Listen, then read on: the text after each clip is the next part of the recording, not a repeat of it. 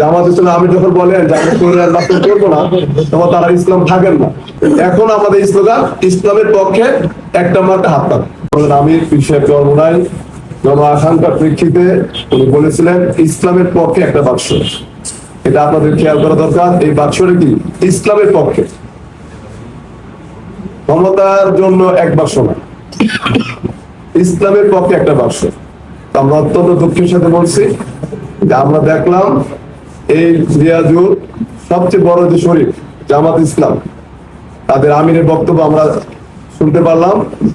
উনি বলেছেন খ্রিস্টানদের এক প্রোগ্রামে যে ক্ষমতায় গেলে ওনারা শরিয়া আইন চালু করবেন না। তো আমরা আসলে মূলত রাজনীতি করি শরিয়া আইন, এটা ইসলামের আইন, ইসলামের আইনের জন্যই আমরা রাজনীতি করি।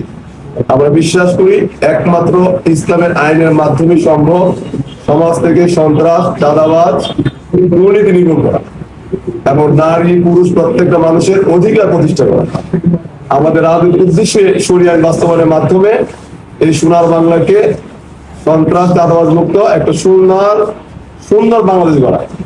কিন্তু যখন আমাদের শরীররা বলে যে শরিয়া আইন বাস্তবায়ন করবে না, তখন তো আসলে অটোমেটিক আমাদের মধ্যে পার্থক্য হয়ে যায়।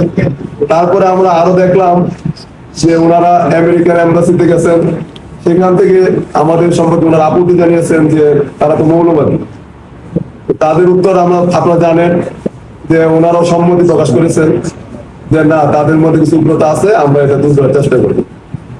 আমরা এও জানতে পারলাম যে আমাদের আমির ভারতের সাথে বৈঠক করেছেন, সেটা 5 মাস পরে প্রকাশ হয়েছে। যখন প্রকাশ হয় তখন উনি বলেন যে ভারত আমাকে নিষেধ করেছে। আসলে আমরা এই মুসলমানের দেশে ইসলাম কায়েম করতে চাই, আমরা ইসলামের জন্য রাজনীতি করি।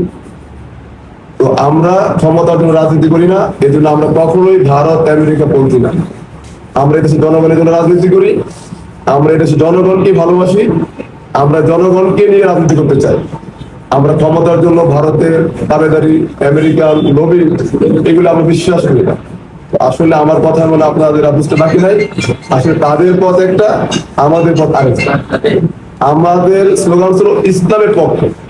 জামাত ইসলাম আমি যখন বলেন যে আমি শরিয়ত বাস্তব করবো না, তখন তারা ইসলাম থাকেন না, অটোমেটিকই তারা আলাদা হয়ে যান।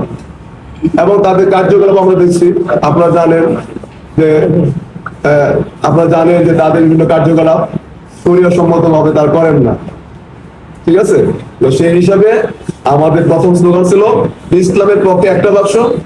এখন আমাদের স্লোগান ইসলামের পক্ষে একটা মার্কা হাত পাক।